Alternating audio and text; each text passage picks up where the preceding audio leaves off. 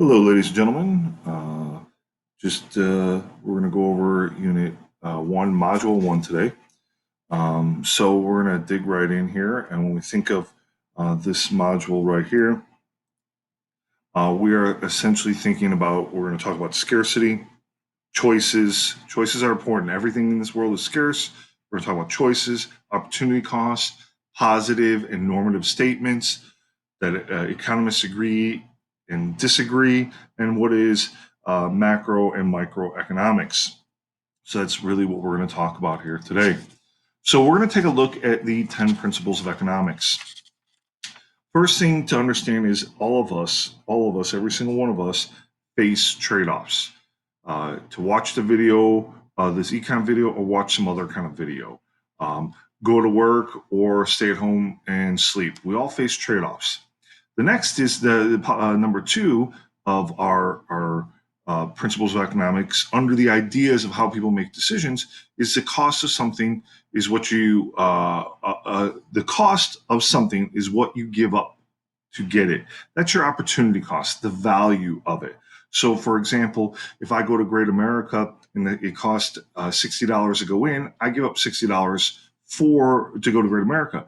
But if I also had a job and I had to give up my job also for the day, like let's say on a Saturday I could work at $10 an hour, 8 hours. So if I gave up that 8 times 10, that's $80 plus the $60 to go. If my opportunity cost for really going to Great America is $140.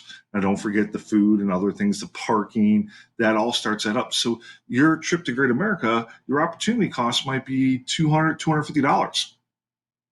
And we like to think that everyone that makes choices, how we make our decisions, that we're rational people. Rational meaning if it costs $5, am I getting $5 worth of satisfaction? If I'm not getting $5 worth of satisfaction, then I shouldn't buy it. So rational people thinking at the margin, meaning we're looking at our how much it costs and our overall satisfaction on things. Okay. And if I pay $5, but I get $10 or $15 worth of satisfaction, it's well worth it. And then we know that people respond to incentives. Incentives are rewards or punishments that motivate particular choices. So there are incentives. If you know that you'll be grounded for being late home after curfew, that's an incentive. If you know that getting straight A's, your parents will buy you a new car, that's an incentive. How do people interact? We know for the most part, trade makes everyone better. So when you think of any professional sporting team, they'll trade players trying to make themselves better. Countries do the same thing. America's really good at agriculture. We sell our agricultural goods or trade them to other nations, and then we get other goods from them. We also know markets are very important to organize our economy. And there's three basic markets that we'll talk about later on in this video. There's the market economy, the command economy, and the mixed economy. And then the seventh one is the governments can sometimes improve market outcomes. Our government can get involved into the economy and make things better. Sometimes they make things worse, sometimes they make things better. But the goal of the government, if they get interwoven into the economy, is to try to improve people's standards of living. And then under how the economy as a whole works, we know that a country's standard of living depends upon its what it produces and its services. The more our country can produce, the more services we provide, the greater standard of living. That means our dollar can go further. We can afford more. For example, today, people made minimum wage today is going up more and more and more, which means that they hopefully have more ability to buy more things. Now, if your wage is really low, then you can't afford as many things. So we're looking at standard of living, how much you can own. Some of you have lots of pair of shoes or lots of clothes. Think about your parents. How many times have they told you, when I was your age, right? Because they tell you how little they had and that you have more than them. That's because the standard of living has increased. Okay. And then the ninth one, principle of economics, is the idea that prices will rise. Prices rise when the government prints too much money. If our government and our Federal Reserve print too much money, put too much money out there in society, if they increase the money supply, increasing the money supply will cause inflation. Okay, that will cause inflation. And that kind of coincides with number 10. And number 10 says that our society faces short run trade offs between inflation and unemployment. Unless you have stagflation, you typically have normal inflation. You have inflation or unemployment. It's like a wavelength. You go up and down, up and down, up and down. 2008, we had high unemployment. Our economy was low. Up until the pandemic that started this year in 2020, we were on an upward swing. Prices of things were going up. People were having more. The unemployment was very low. So when you have high inflation, typically you have low unemployment. Okay, when you have high unemployment, you tend to have deflation, or people are without jobs and they can't afford things. Now, every one of us, we have choices. We have individual choices. Okay, the decision to buy things, to choose one thing or another. That's the choices. And one of the things that, like we said before, that helps us make that decision of choices is how scarce something is. Usually, the more scarce it is, the more expensive it is. And we have to look at the opportunity costs. We're going to use the phrase opportunity cost quite a bit. Okay.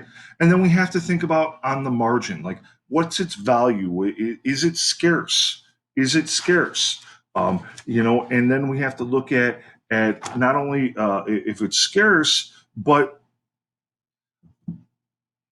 we have to look at um, does it give us the utilities or value? Okay. And once again, we have to take advantage of things in society because when we make a choice, we want to do the best choice we possibly can. We want to get the most bang for our dollar. We know that there are, I wouldn't say limitless amount of resources, but there are resources out there. Land, labor, capital, and entrepreneurship are resources. Those are resources that are used to make things. Those are the factors of production. Okay, the factors of production. Anything that can be used to produce something else, those are our resources: land, labor, capital, entrepreneurship. Okay, and we use those things to produce our goods. But once again, when it comes to resources, we know resources are all scarce. Is there enough resources to satisfy our wants or our needs? Remember, there is a difference between want and need. We need food, shelter, clothing, right? But we want, instead of just getting the minimum pair of jeans or a low costing pair of shoes, we want the more expensive. We want the fancy cell phone. We want some fancier things. So once again, all those things are scarce, and the more scarce something is, or the more of a greater demand for a product, it goes up in price. And remember, everything in this world is scarce. Everything. Okay. So when we think about economics, it's the science of scarcity. Okay. We are going to study people's behavior of how we allocate our scarce resources, right? Because everything's limited. Okay. Scarcity. And you have to make those choices of those scarce resources, right? So essentially, economics is the study of choices. How do we allocate our scarce resources, right? So in economics, we will study the choices of individuals, firms, and government throughout economics. So you must choose between buying jeans or buying shoes, right? A business has to choose how many people to hire, right? Governments have to choose on how much to spend on welfare, okay?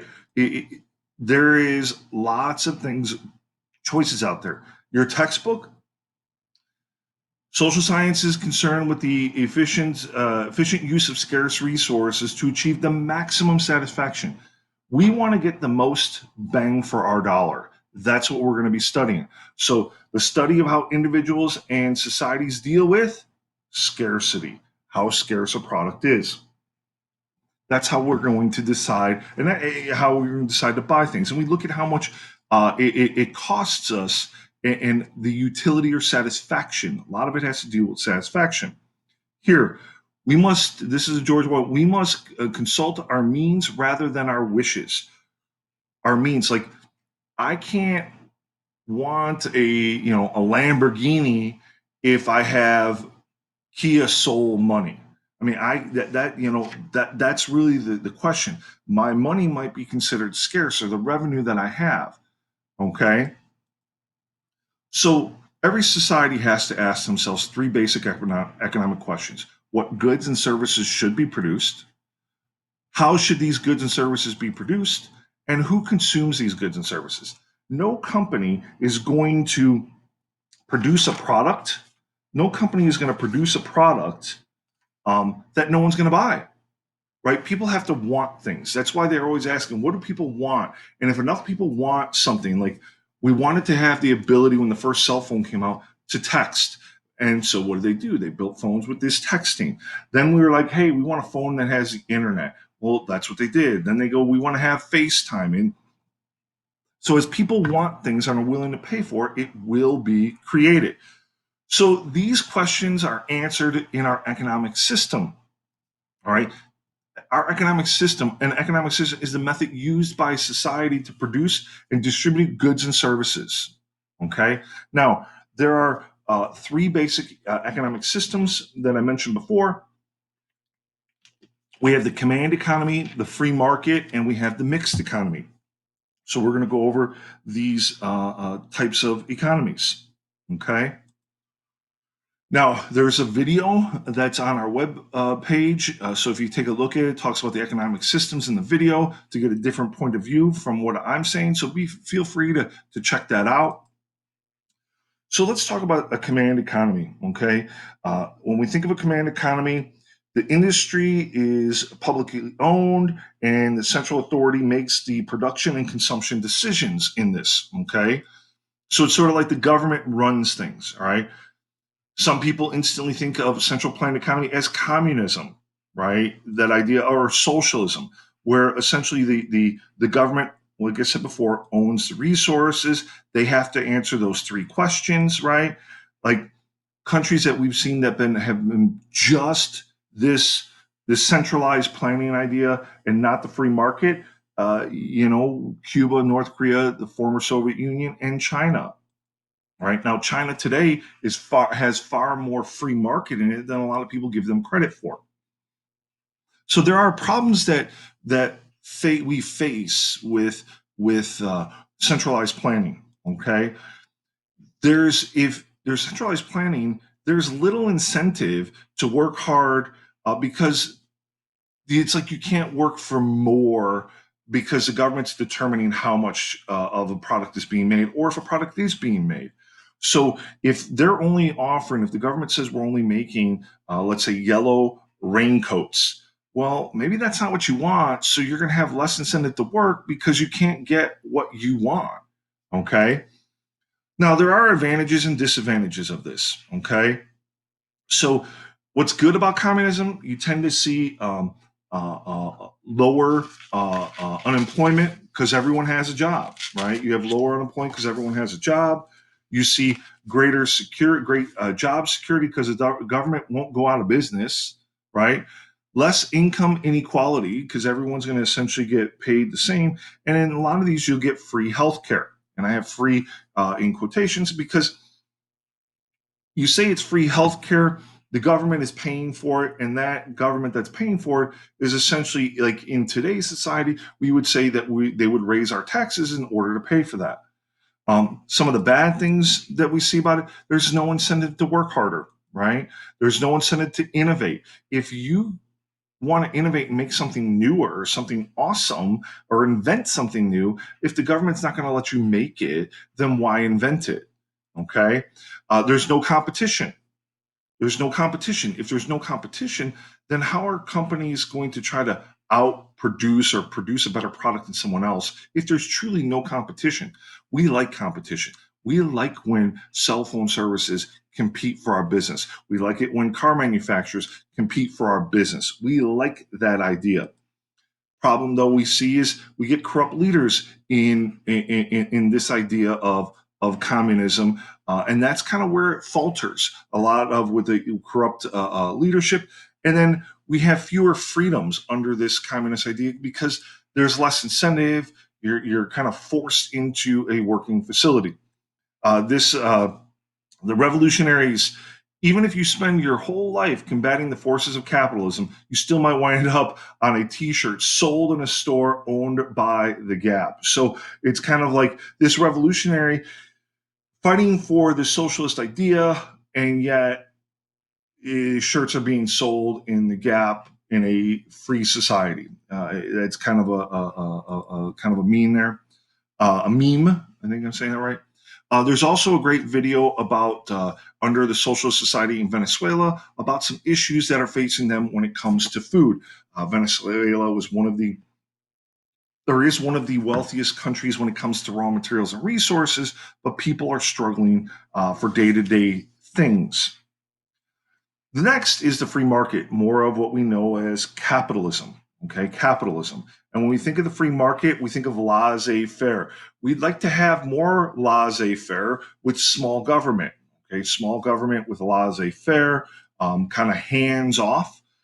Individuals, we own the resources and we answer those three questions rather than the government, right? Individuals own. So if I own land, labor, capital, and the raw materials and resources and the raw materials, I can decide what I'm going to produce, not the government.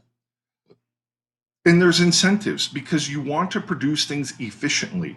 You're going to have an incentive to make profit. And because you have an incentive to make profit, you're going to try to make things as efficient as possible.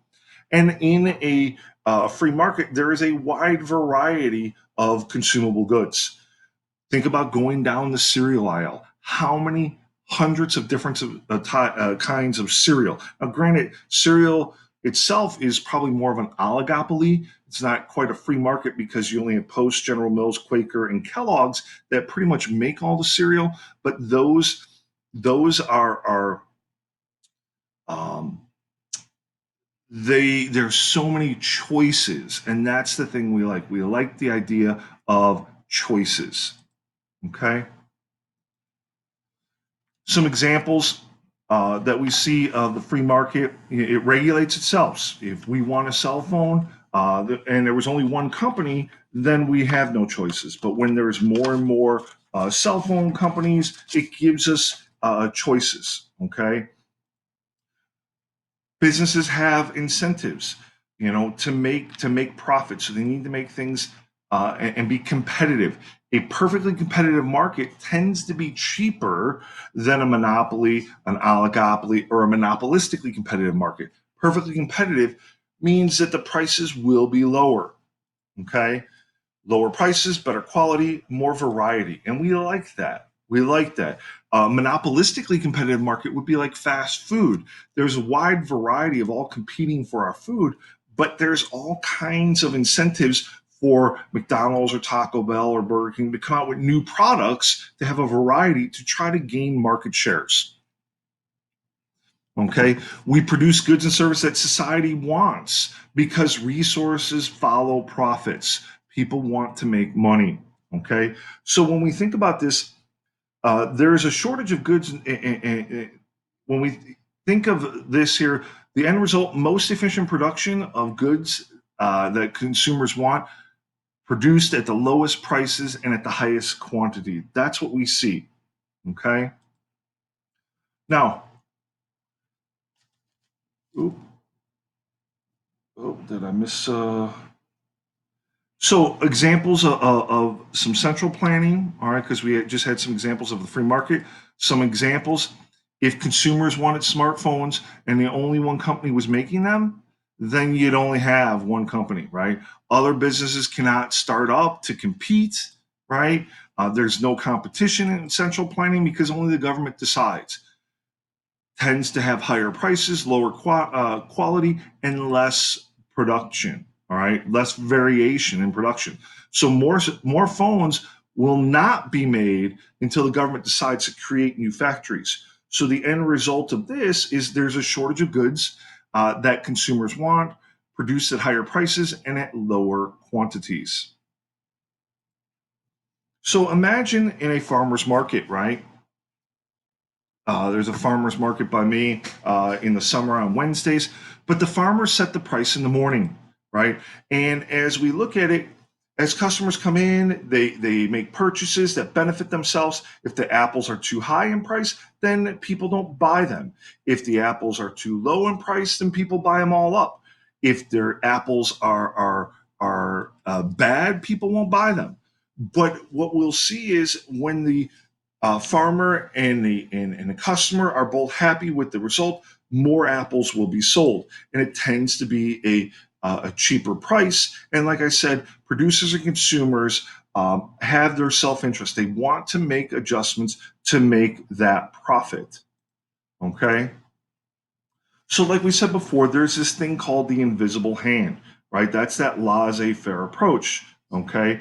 This idea that we have this invisible hand that goes up and down in prices, and that the economy will fix itself. Now, if the government stayed out of our economy and we were in a recession, we would eventually self-adjust, but it may take a really long time. That in 2008, when we had that recession, if the government didn't have any kind of stimulus package, we would have solved the problem, but it might have taken 2 or 3 times the length. So the government gets involved to try to fix the problem faster, right? So the invisible hand is, if society wants a fuel efficient car, and profits seeking producers will then go, well, we'll make what people want. And then multiple companies will make it. And they will create cars, and now they'll compete with one another. This is that invisible hand where it's kind of laissez faire. The government stays out, and we essentially see competition and self interest on both the consumers and producers regulate the free market. And that's the whole idea of supply and demand and equilibrium. But most of us see in America more of what we call a mixed economy, more of a mixed economy. It's a free market, but there are some government involvements into it. Okay. Almost all countries, including the US, have this idea of mixed economies. Okay.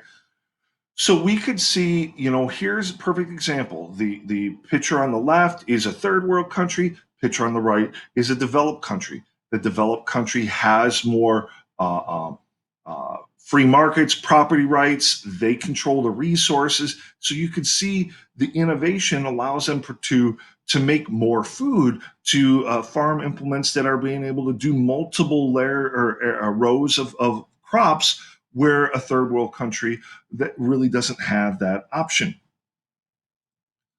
And then you can even see here in this picture, this is like a satellite picture. And if you look, here you see South Korea lights shining at night, right? Here's China lights shining. And then here you have more of a command society. And here you have North Korea. And you essentially see one city that actually has lights at night.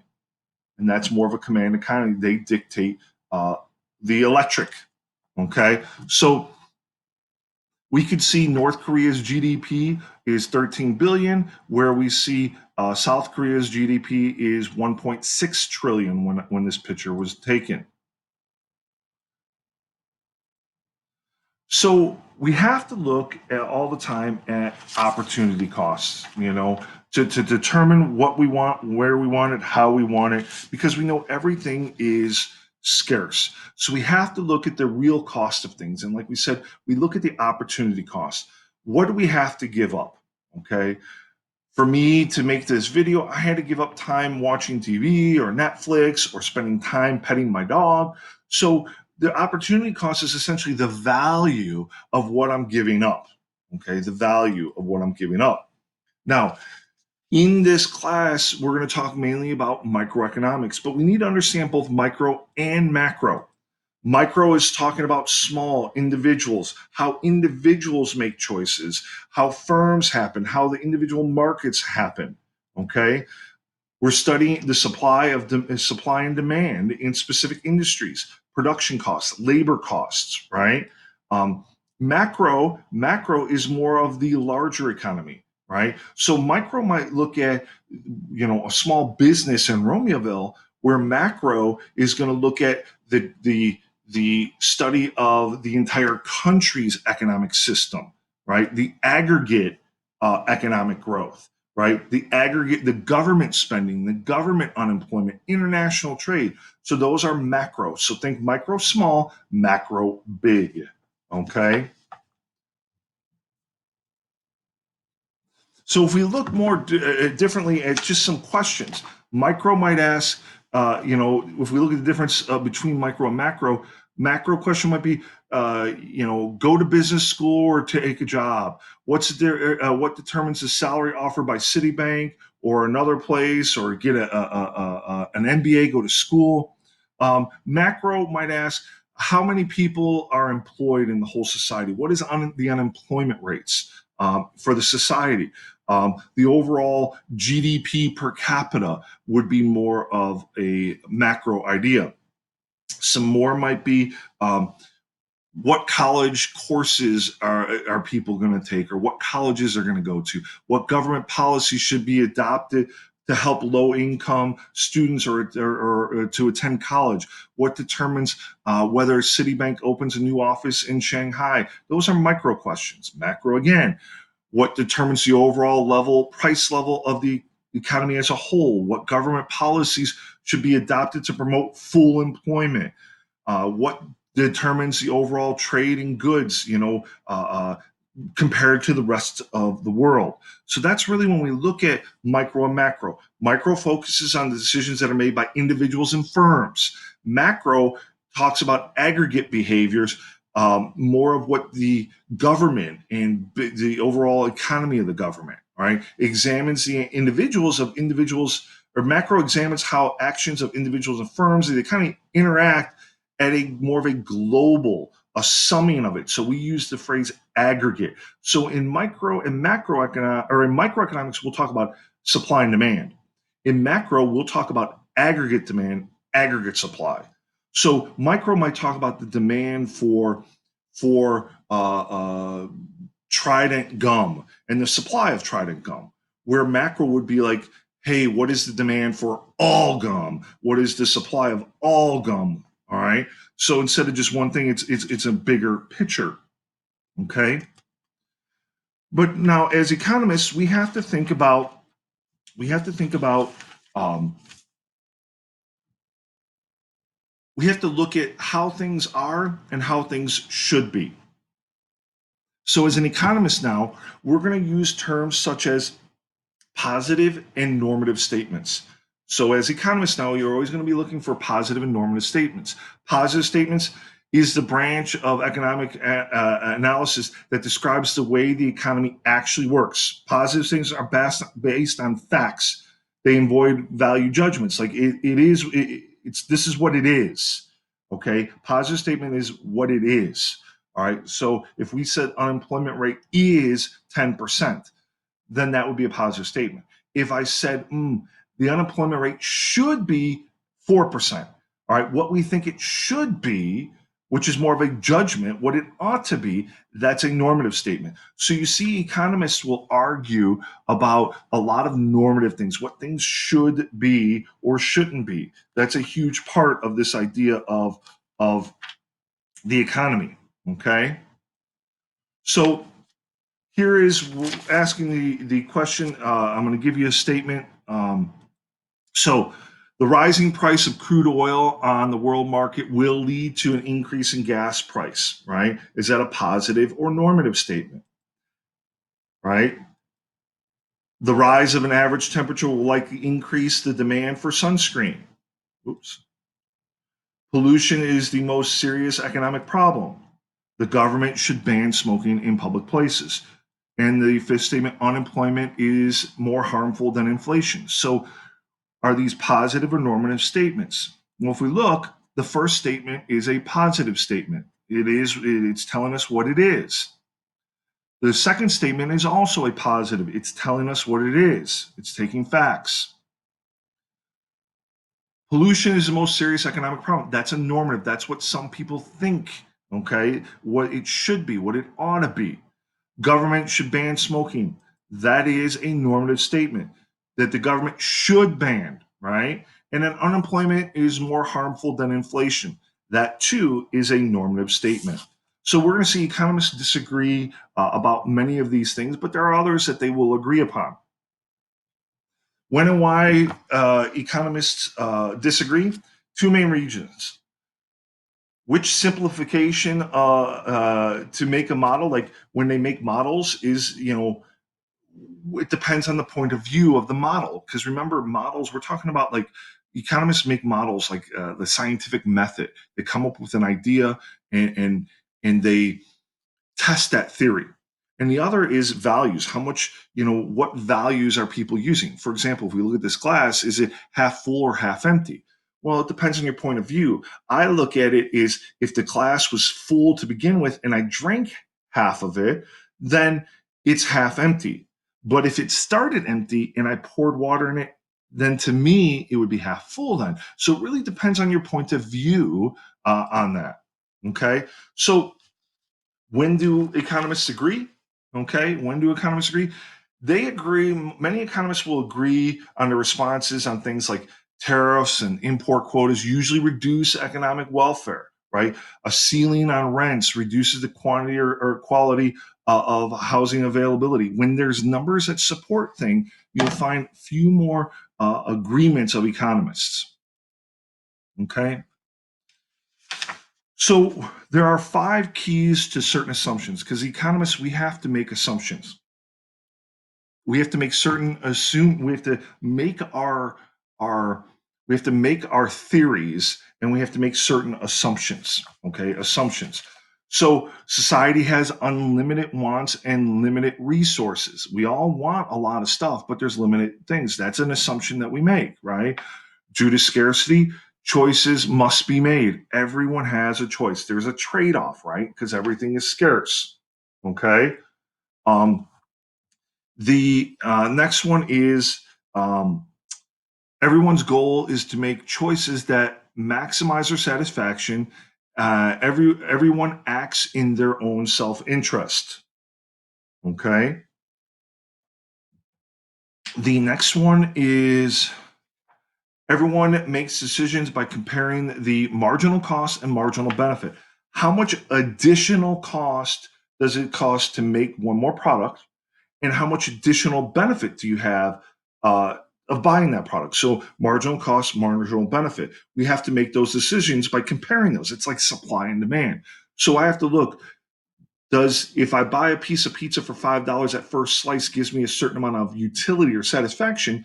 If I buy a second piece of pizza, will it give me the same or less marginal benefit? So we have to look at our benefits. Okay. And then real life situations can be explained with some of the simplest models and graphs. We're going to make assumptions in all of our models. Every one of our models, we're going to make assumptions. So we're going to look at economic terminology, okay? And some of the terminology we have to understand is we have to look at utility, which is essentially a terminology of satisfaction. Marginal means additional, like how much additional, marginal means how much additional benefit or cost it is for something. And then how we allocate, meaning how do we distribute things? And we have to really look at efficiency versus equity. Efficiency versus equity. If we want more efficiency, then we have to give up some equity. If we want more equity, we have to give up efficiency. Okay, so equity, think of equality, equal, right? If we want to be more efficient, we're going to have to maybe give up some equality. Okay, so that's kind of the choices you have to make. So that's the toss up. More efficiency gives up equity, more equity gives up efficiency. Okay, so we have to look at that the price versus the cost, which is once again our marginal benefit, our marginal cost. So we have to look at, how much does something cost, right? What's the price versus how much does it cost, right? What kind of value does it have? Price is the amount buyers or consumers are willing to pay, right? The cost is how much the producer sells it, right? So we have to look at the price. So consumers are going to look at how much is the price of the good, where the producer is looking at how much does it cost them to make that product, right? And then we have to look at investment for firms. Firms have to look at costs, right? how much investment do they have to do to produce a product, right? To build a new product, what do we need? How much money is involved? Okay. So we have to look at these basic ideas. So we have to also look at the consumer goods, which are made specifically for us to consume. And then there's capital goods also. All right. So our businesses make consumers. So like Pizza Hut makes pizza for us, the individuals to consume. But then there are other factories that make the things that Pizza Hut needs. So like capital goods would be like the stove, the knives, the dishwasher, the things that are used to make the consumer good. So where do we sit? Like, does we're going to have more production if we're able to produce a lot of capital goods. And then by having a lot of capital goods, then we can produce more consumer goods. Okay. So goods used to make consumer goods are capital goods. All right. Now, we're going to take a look at our 4 factors of production. All right. The 4 factors of production. And once again, this is all vocabulary type things. Okay. So there are factors of production. We have land, which is all natural resources that are used to produce goods and services, water, sun, plants, animals, right? Things that land, that when we think of land, don't just think of like a chunk of land. Think of all the things that are produced, the resources, the natural resources for producing a product. Labor, people that are the manual labor, doctors, teachers, like I am labor as your teacher. All right. Then we have capital. Capital are the goods that are used, the tools to help. So, like Romeoville High School building is capital. The desks are capital. Your Chromebook is capital. Okay. And there's both physical capital, right? And then there's human capital. Human capital are skills or knowledge. All of you have human capital. My education, my bachelor's degree, my master's degree is human capital. If you know how, like, think about when you get a job, the more human capital you have, uh, the more incentive a company might have to pay you more money. So if you want a job at the Romeoville pool, if you know how to do CPR, that's human capital. You might get paid more for that. So when we think of our 4 factors of production, okay, we think of our 4th one is entrepreneurship. We need people to create products, to innovate. Okay, Henry Ford, Bill Gates, any other inventors, people that open stores, those are the entrepreneurs, and they're the risk takers essentially of products. Okay, so when we think of entrepreneurs, they take the initiative, right? They innovate, they take the risk, right? That's what they do. And they're all doing this to make profit, right? People don't invent, entrepreneurs, for the most part, they're all about profit. Well, what is profit? Profit is their total revenue minus their total cost. That's their profit. Now, the question now is, are you productive, right? What does a productive school day look like? What do you do to be productive, right? So we want to see how productive you are, right? What increases your productivity? What decreases your productivity? And in most cases, what is the relationship between your productivity and your income? Do you make more money when you're more productive? Are you more efficient? If you're a productive studier, then you might have more free time. Okay. So think about this, having a wheel that's round versus, hey, I got square. Like this is not being very productive. Okay. So productivity is a measure of efficiency that shows the number of outputs per unit of inputs. We want that. Bob can make 10 pizzas in 1 hour. Stan can make 5 pizzas in 1 hour. Bob's more productive, right? So we're going to want to hire Bob. So think about your job. If there are other people that are more productive at your job, if your company that you work for ever has to fire people, more than likely they're going to fire people that are less productive. All right. So you might be begging for higher wages, but remember, higher wages might mean less productive people are let go. Okay. So we don't have a partner. This is kind of in school, but you should be able to know what is scarcity, what is economics, the relationship between scarcity and choice, the difference between microeconomics in what is microeconomics, what is macroeconomics, right?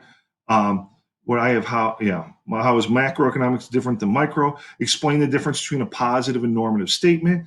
You should know the 5 assumptions, right? Explain the factors of production, land, labor, capital, and entrepreneurship. Okay, and then name 10 Disney movies. We just do that in class. So once again, understanding individual choices, right? You should know individual choices. You should know about your resources, that everything is scarce. You should know that everyone faces trade-offs, right? That's in your choices. That the cost of your trade-off is your opportunity cost, okay? You should know, once again, positive and normative statements. And you should understand that economists do agree and disagree on some of the same things. Okay. Hopefully, this is helpful. We'll talk to you again. Have a great day.